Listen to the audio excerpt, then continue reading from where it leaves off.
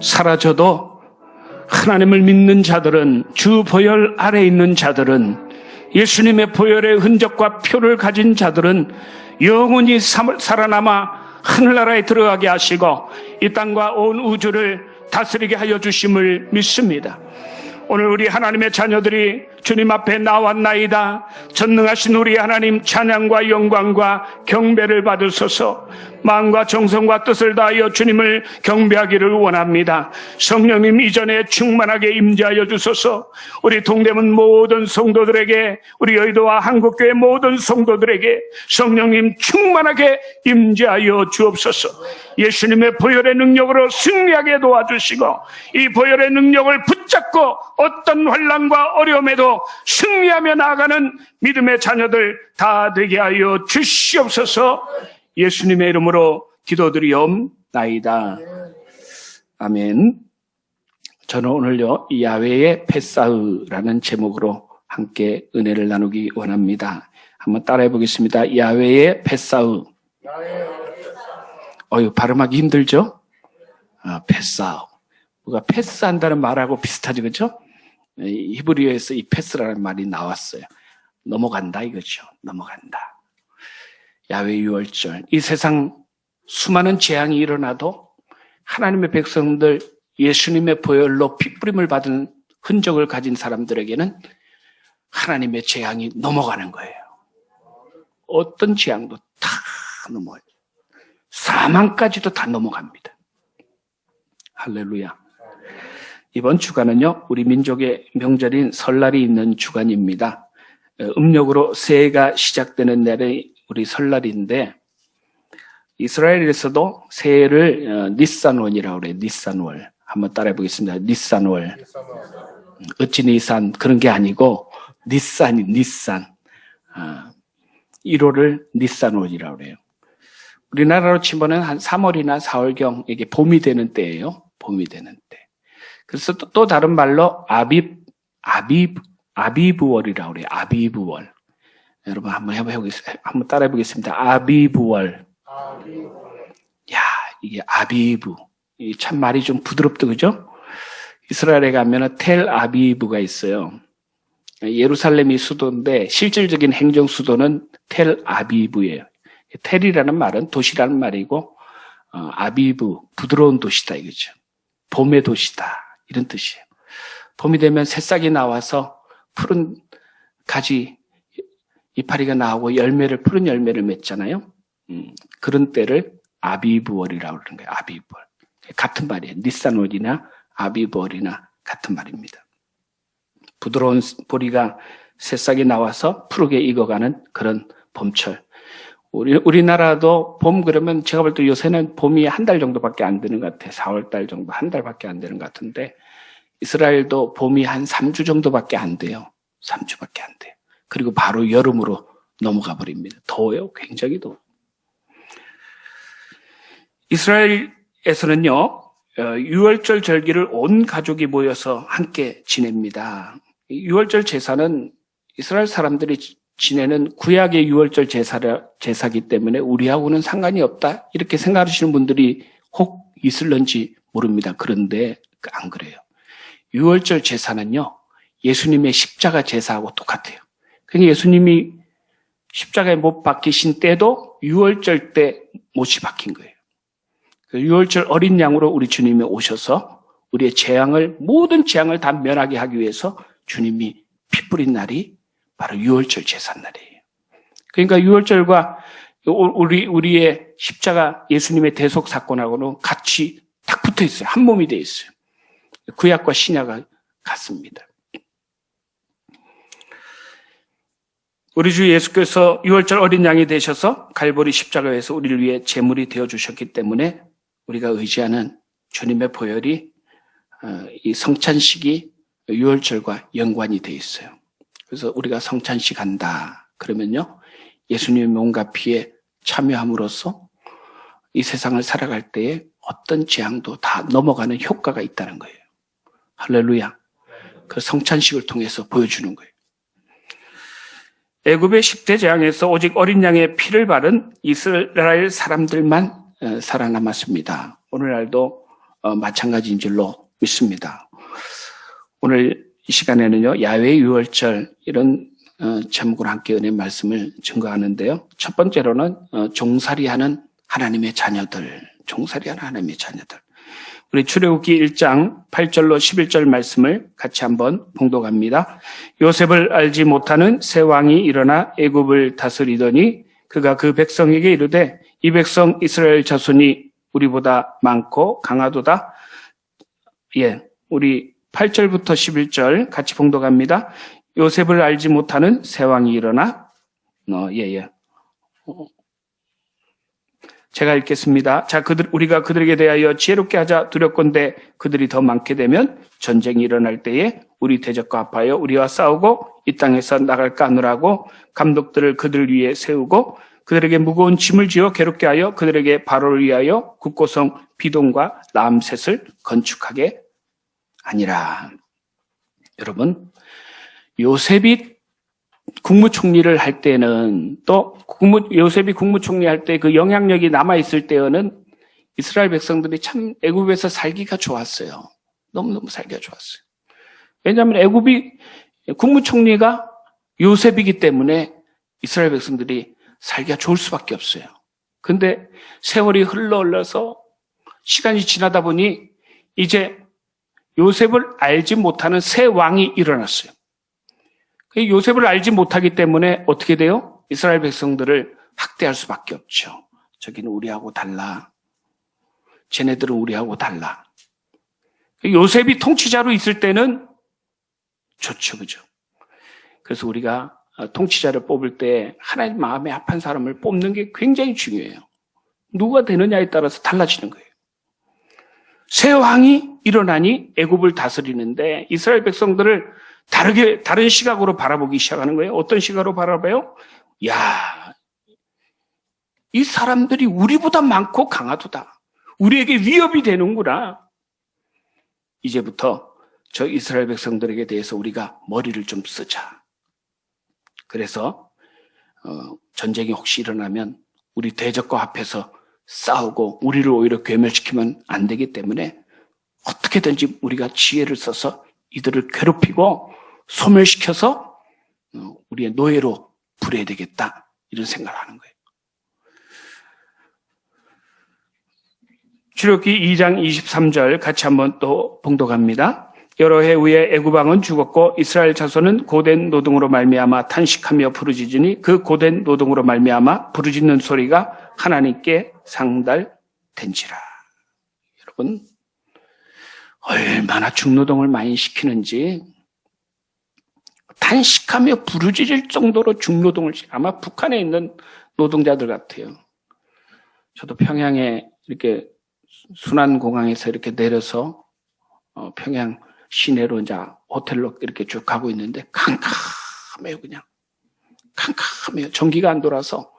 근데 밖에 이렇게 내다보는데 저녁 8시, 9시 정도 되는데 사람들이 그때 시간에 퇴근을 해요. 퇴근. 8시, 9시 됐는데 퇴근을 해요. 캄캄한 겨울에.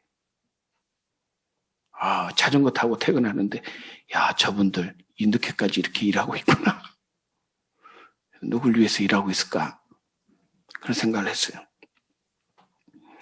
또 출애굽기 5장 7절로 8절 같이 또 한번 봉독합니다. 너희는 백성에게 다시는 벽돌에 쓸 집을 전과 같이 주지 말고 그들이 가서 스스로 집을 짓게 하라.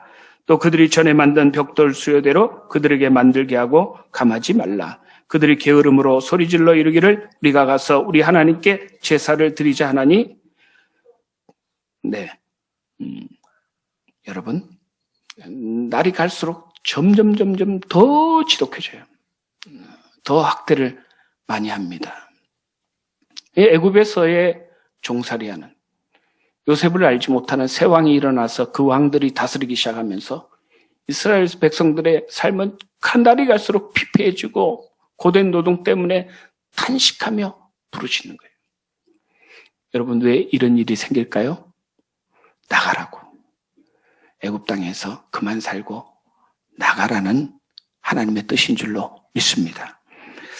여러분, 우리가 이 세상에 살면서요, 잘 생각해 봐야 돼요. 지금 나의 삶의 노력이 누구를 위한 것이냐?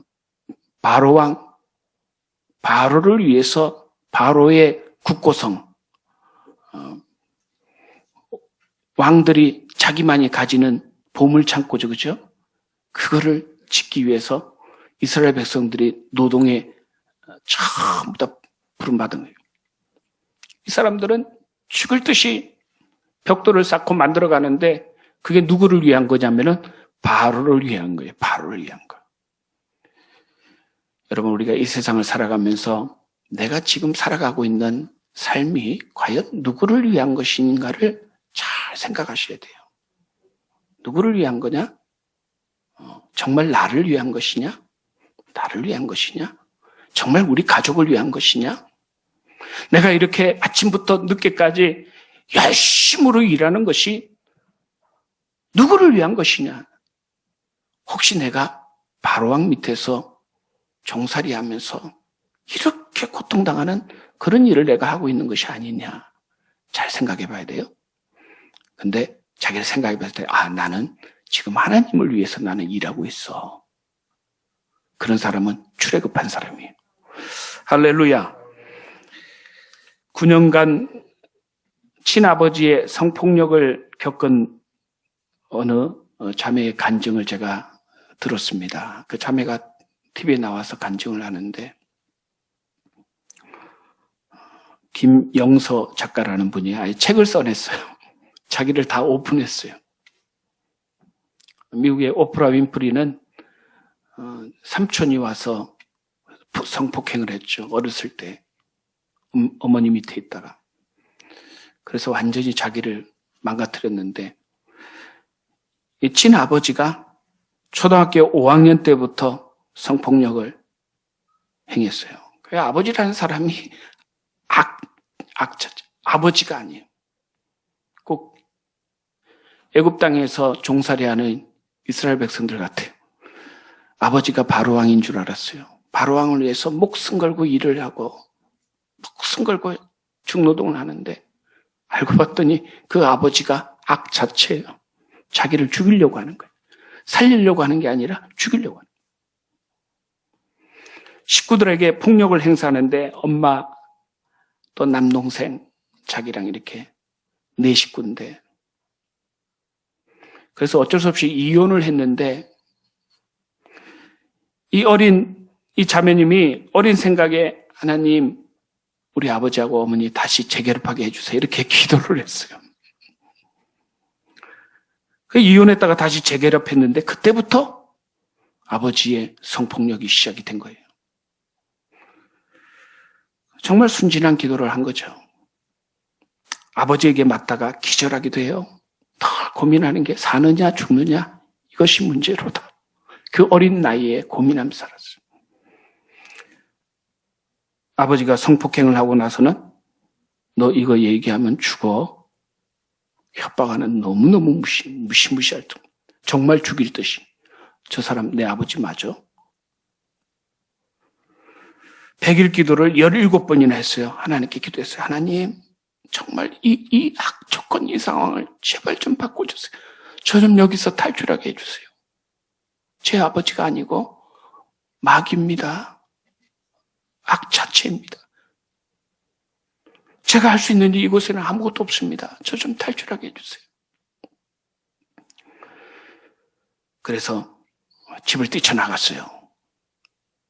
그러면서 어떤 생각이 들었냐면, 야, 이게 출애굽이다. 나는 이제 출애굽했다. 그런 생각이 드는 거예요. 종살이에서 해방되고 난 이것이 나에게 새로운 삶이 시작되었다. 그렇게 생각했는데 세상에 또 잡으러 왔어요. 여러분, 바로왕 보세요. 끝까지. 그 홍해 앞에까지 바로왕이 잡으러 오는 거예요. 홍해가 앞에까지. 또 잡으러 왔어요. 또 잡혀서 들어가서 또 죽도록 맞았어요. 또 성폭행 당하고. 야, 끝이구나. 대학교 들어갔는데 오늘날 상담 교수님이 어려우면 날 찾아와라 이렇게 말씀하시는 거예요. 그래서 찾아갔어요. 자신의 사정을 다 얘기했어요. 그랬더니 이 상담 교수님이 부모님한테 연락해서 부모님을 다 데리고 와서 상담을 하는데 더 충격을 받았어요. 얘가 그것을 즐겼을 수도 있다. 오랫동안 말을 안 했기 때문에. 이렇게 얘기를 해버렸어요.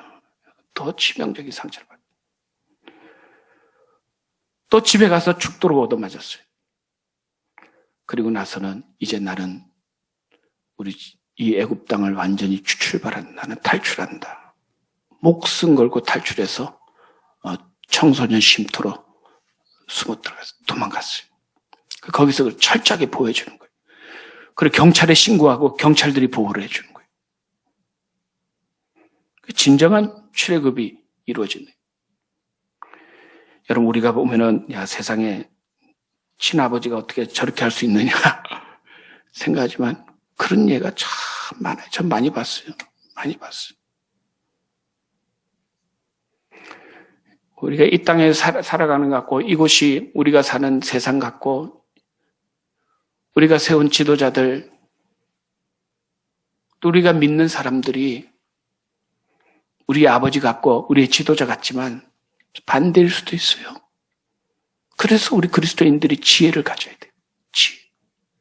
내가 정말 애굽에 있는지, 누가 나를 다스리고 있는지, 내가 지금 뭘 위해서 일하고 있는지를 분명하게 아는 게 참 중요해요. 두 번째로는 10대 재앙을 통해서 하나님의 자녀들을 내보내는 바로왕입니다. 재앙이 내릴 때에 애굽 사람과 이스라엘 사람들을 하나님이 분명하게 구별을 하셨어요. 애굽의 종살이에서 해방과 자유를 주시는 하나님.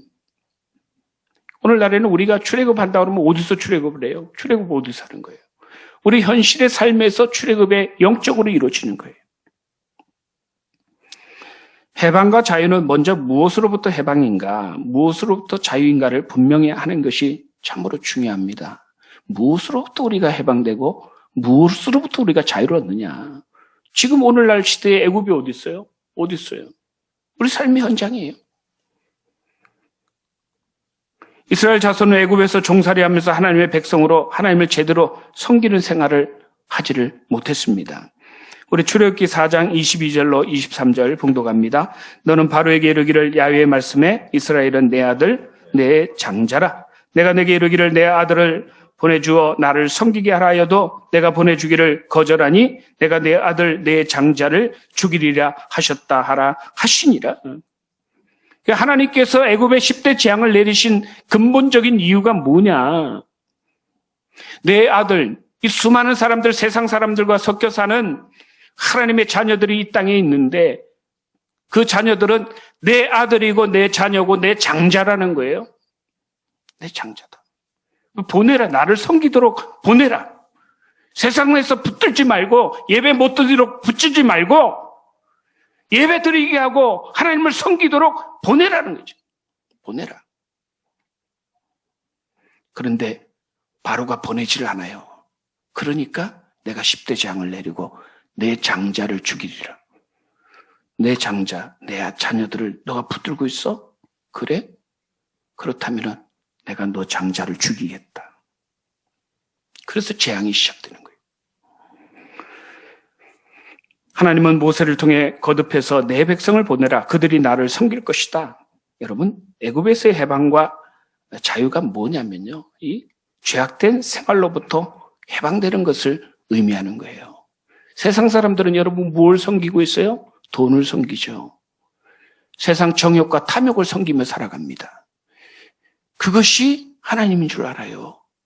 사실은 그 배후에는 원수 마귀가 있어요.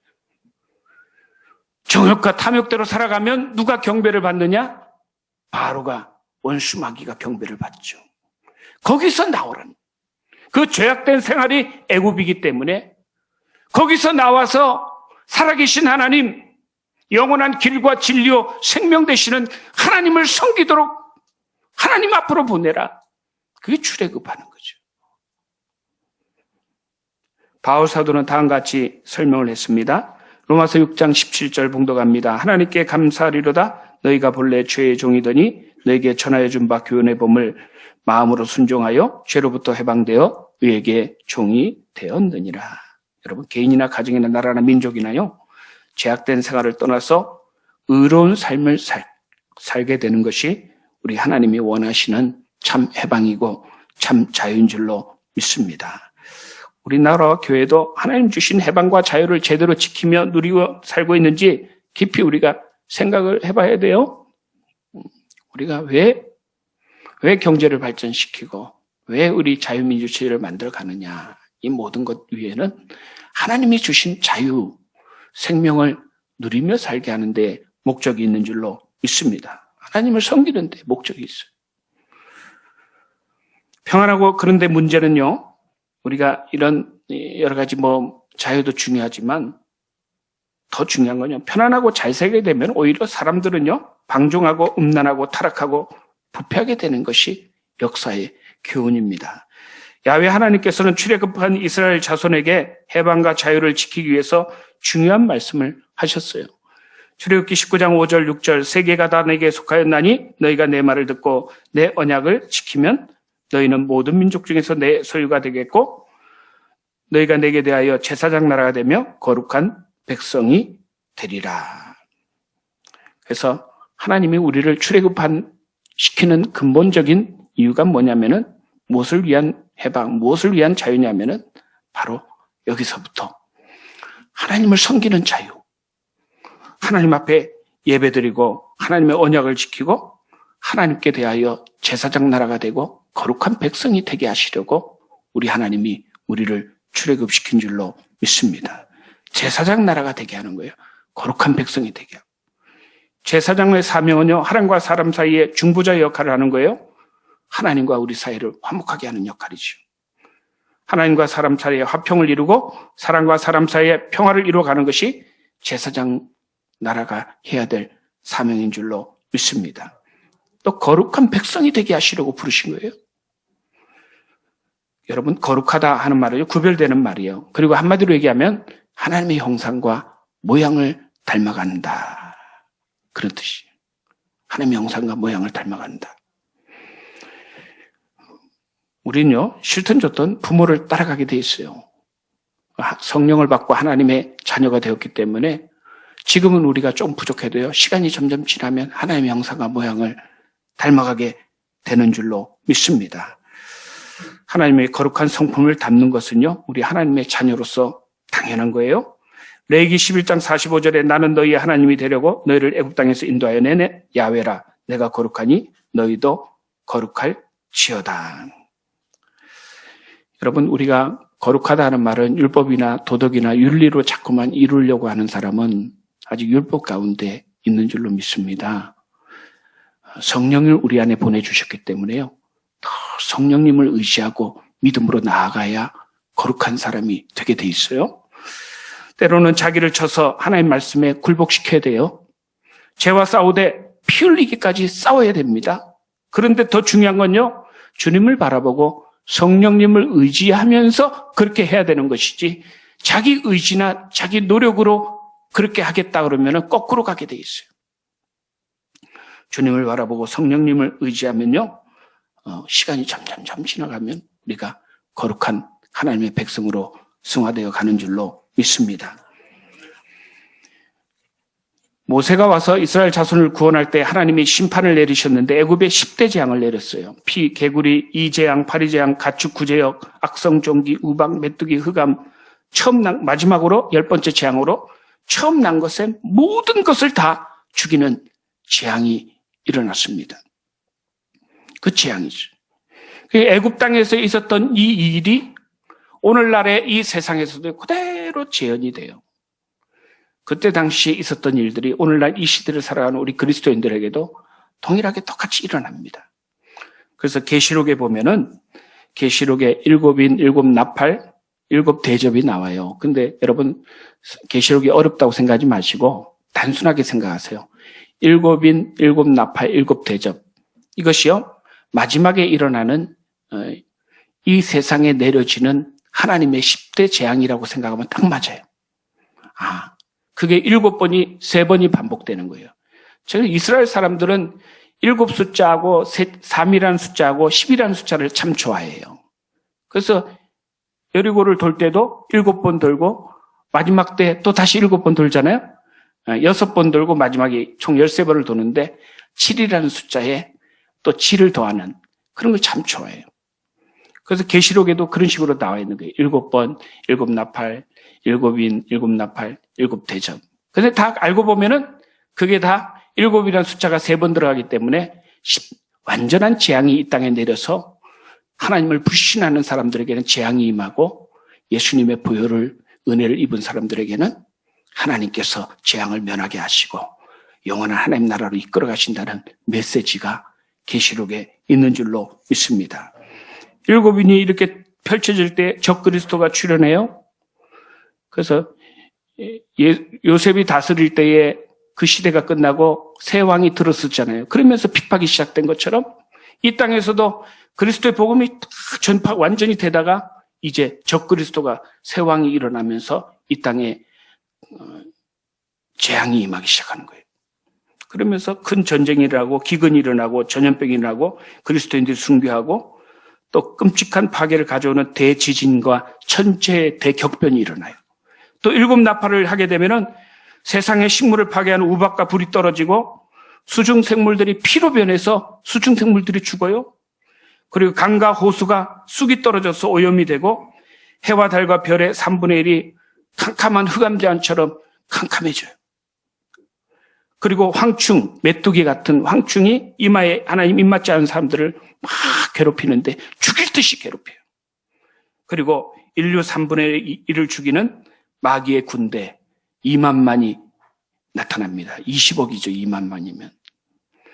그리고 7대접을 딱 열게 되면 짐승의 표를 받은 사람들에게 우상 숭배자들에게 악하고 막 독한 종기가 나요. 그리고 바다의 모든 생물들이 이 마지막 끝 재앙에 가면 완전히 다 죽어버려요. 바다의 생물들이. 그리고 강과 물 근원이 완전히 피로 변해서 그 생물들이 다 죽어버려요. 그리고 해가 사람을 태워버립니다. 6번째, 5번째 대접을 풀면 짐승의 왕자의 대접을 쏟으니까 악한 종기로 짐승의 나라에 속한 모든 사람들이 다 고통을 당해요. 그리고 6번째로 아마겟돈으로 개구리 같은 더러운 영이 개구리 재앙이죠. 더러운 영이 가서 막 싸움을 붙이는 거예요. 그래서 서로 싸우다가 망해요. 완전히. 그리고 7번째는 전례 없는 대지진이 일어나서요. 모든 성과 산이 완전히 사라져버려요. 이 땅에서 완전히 사라져버리고 1달란트 되는 우박이 떨어져요.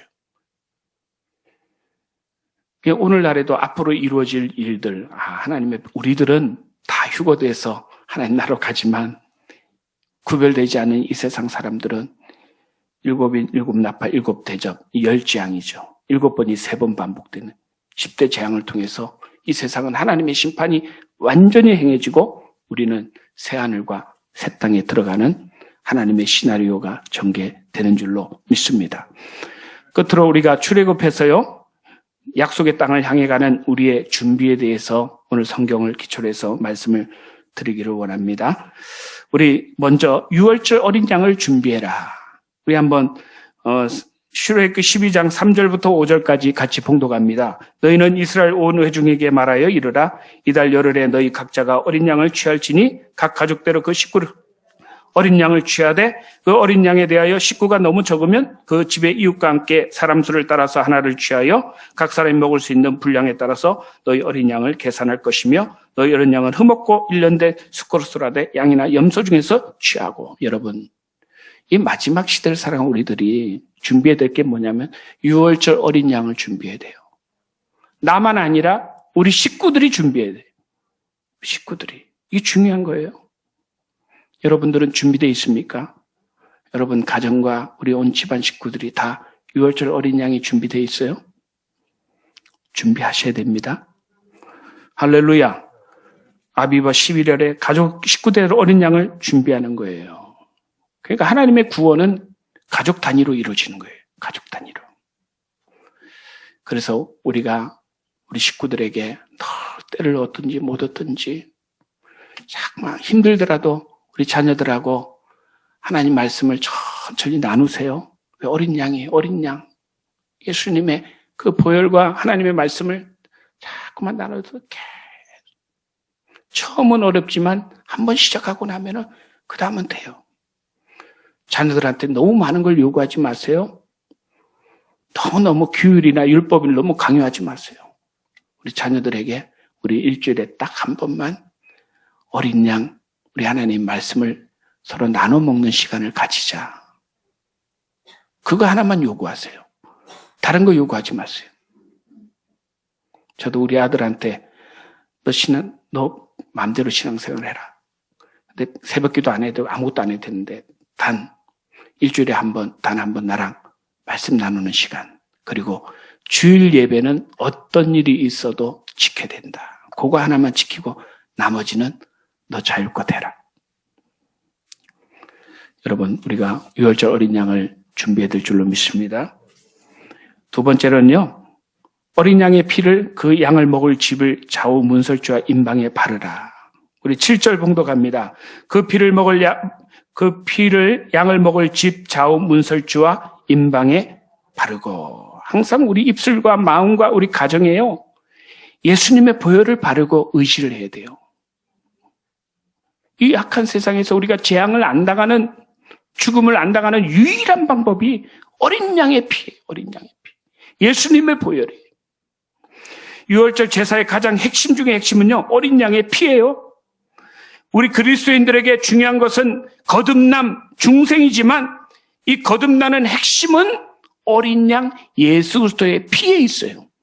내 의지, 노력, 내가 열심히 선한 일 많이 하고 충성해서 착한 일 많이 아니에요. 오직 어린 양 예수님의 보혈을 우리 입술에 바르고 우리 마음에 바르고 우리 가정에 바르고 우리 사랑하는 남편과 우리 자녀들에게 예수님 피를 발라서 재앙이 넘어가게 하는 거예요. 이방인들이 우상에게 드리는 제사와 별반 차이가 없어요. 어린 양 이 예수님을 피를 빼놓으면 다른 제사랑 별반 차이가 없어요. 유월절을 지키기 위해서는 반드시 준비된 어린 양의 피가 필요합니다. 요한복음 6장 54절 56절, 내 살을 먹고 내 피를 마신 자는 영생을 가졌고 마지막 날에 내가 그를 다시 살리리니 내 살을 먹고 내 피를 마시는 자는 내 안에 거하고 나도 그 안에 거하나니. 새 삶의 제사는 반드시 그리스도의 피가 필요한 거예요. 그 피로 제사 안 받고 세상 사람과 구별되어서 사망을 면하고 영생을 얻는 줄로 믿습니다. 근데 좌우설주와 임방에는 바르는데 문지방에는 바르지 말라고 그랬어요. 문지방에는. 왜 그러느냐? 여러분, 문지방에는 밟고 지나가는 장소죠. 그죠? 그 밟고 지나가는 장소에 예수님의 피를 바르면 안 돼요. 히브리서 10장 29절 봉독합니다. 하물며 하나님 아들을 밟고 자기를 거룩하게 한 언약의 피를 부정한 것으로 여기고 은혜의 성령을 욕되게 하는 자의 당연히 받을 형벌이 얼마나 중하겠느냐? 너희는 생각하라. 하나님의 아들 예수님을 무시하고 그 피를 무시하고 마음으로 무시하고 끝까지 이런 발로 밟는 행위, 마음의 발로 밟는 행위를 해서는 안 된다는 거예요. 그래서 항상 좌우에 임방에 들어갈 때, 나올 때. 그래서 이스라엘에 가면은 매주자라고 해서 들어가는 문 입구에다가요, 하나님 말씀을 다 해놨어요. 문마다, 방문마다 다 그게 달려있어요. 들어가면 나오면서. 할렐루야. 우리가 삶을 살아갈 때에 모든 삶의 기초가 예수님의 보혈이에요, 보혈. 우리 식구들에게도 자꾸만 보혈을 부어주세요. 하나님, 갈보리 십자가에서 흘리신 예수님의 뜨거운 피를 우리 아들, 우리 딸에게 바릅니다. 입에도 바르고, 가슴에도 바르고, 삶에도 바르고, 우리 가정에도 바릅니다. 우리 집집마다 다 예수. 그래서 제가 이사간 집에 가면 제일 먼저 하는 것이 예수님 보혈로 이 문마다 다 예수님 보혈을 뿌려요. 원수막이 다 떠나가고 예수님 보혈로 발라지고 성령이 이 집에 가득하게 들지어다. 이 집에 있는 원수막이는 다 떠나가라. 세 번째로는 그 고기를 불에 구워 무교병과 쓴나물과 아울러 먹어라. 그 밤에 그 고기를 불에 구워 무교병과 쓴나물과 아울러 먹되. 여러분, 하나님은 어린 양을요, 각을 떠서 불에 구워서 먹는데 무교병과 쓴나물을 같이 먹어라. 왜 구워 먹어야 돼요, 여러분? 왜 구워 먹어야 되느냐? 당시에는요, 난로나 삶아서나 많이 먹었어요. 그런데 난로나 삶아서 먹으면은 병 걸려요, 병 걸려. 당시 애굽에서는요, 그렇게 먹었는데 단순히 애굽의 고기 먹는 문화를 반대하기 위해서 구워 먹으라는 건 아니고 하나님은요, 고기 모든 삶을 번제로 받으시기를 기뻐하셔요. 번제로. 우리 레위기 1장 9절 같이 봉독합니다. 내장과 정강이를 물로 씻을 것이요 제사장은 그 전부를 제단 위에서 불살라 번제를 드릴지니 이는 화제라 야훼께 향기로운 냄새니라. 우리 삶에 우리 주님의 말씀과 그 말씀대로 성령의 능력으로 살아갈 때에 그냥 살아가는 것이 아니고 온전히 우리 삶이 태워드려서 아름답게 하나님 앞에 향기가 되어지는 그런 믿음의 삶을 살아갈 때에 하나님이 받으시는 제사가 되는 거죠. 우리 주님은요, 그 몸으로 온전히 하나님께 드리는 번제물의 삶을 사셨어요. 십자가에 달리신 주님을 보세요. 한 제물, 번제물이 되어서 온전히 자기 자신을 드려버리잖아요. 그게 하나님 기뻐 받으시. 이는 내 사랑하는 아들이요, 내 기뻐하는 자다. 로마서 12장 1절에 그러므로 형제들아 내가 하나님의 모든 자비하심으로 너희를 권하노니 너희 몸을 하나님이 기뻐하시는 거룩한 산제물로 드리라. 성령으로 충만해서 성령님과 함께 온전히 하나님 앞에 쳐서 드리는 번제물의 삶을 살아가는 여러분들이 되실 줄 믿습니다. 또 무교병과 쓴나물과 함께 먹어라. 무교병을 마조뜨라고 해요. 혹시 무교병 그림 있어요? 우리가 먹는 밥처럼 생각하는 이 빵인데요.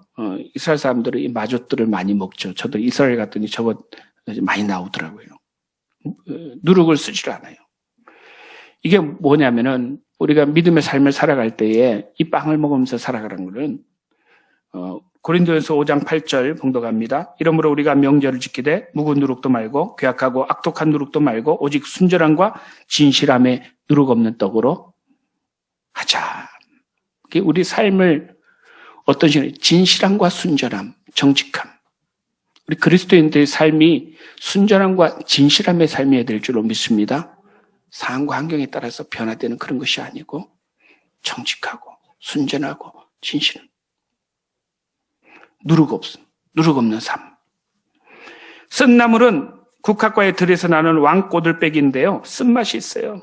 지난날의 노예생활. 내가 더 이상 이 노예생활을 벗어나야지. 그 김영서 작가처럼 이곳이 애굽 땅이다. 나는 이곳에서 죽는 아이더라도 나는 탈출해야 된다. 우리 주님의 말씀대로 살아갈 때요, 여러분 감내해야 하는 쓰디쓴 고난이 있어요. 말씀대로 살아가면 쓸 때가 많아요. 참 하나님의 말씀대로 한번 써요. 근데 쓴 약이 몸에 좋아요? 우리가 말씀으로 살아갈 때 쓴맛과 같은 고통이 오히려 하나님의 말씀을 더 맛있게 만들어요. 그리고 네 번째로는 남겨두지 말라. 우리 10절 말씀 같이 봉독합니다. 아침까지 남겨두지 말며 아침까지 남은 것은 곧 불사르라. 구운 양고기를 다 먹되 남은 것이 있으면 완전히 태워서 사라지게 해야 돼요. 왜냐? 하나님의 거룩한 어린 양 예수의 몸이기 때문에 그런 거예요. 거룩한 것을 육신의 양식으로 먹으면 안 돼요. 제사 지낼 때 썼던 그것을 다음날 오늘 아침 못 먹었으니까 내일 아침에 먹어야 되겠다. 그렇게 해서 그 양고기를 먹으면 안 된다는 거예요. 남김없이 그날 제사 드릴 때 완전히 태워드려야 돼요. 그리스도의 보혈과 말씀으로 육신의 양식을 삼거나 이용해서는 안 돼요. 특별히 하나님의 종들이, 하나님의 사람들이 예수 그리스도를 빙자해서 자기 육신의 삶을 살아가는 그런 목적으로 삶아서는 절대로 안 돼요.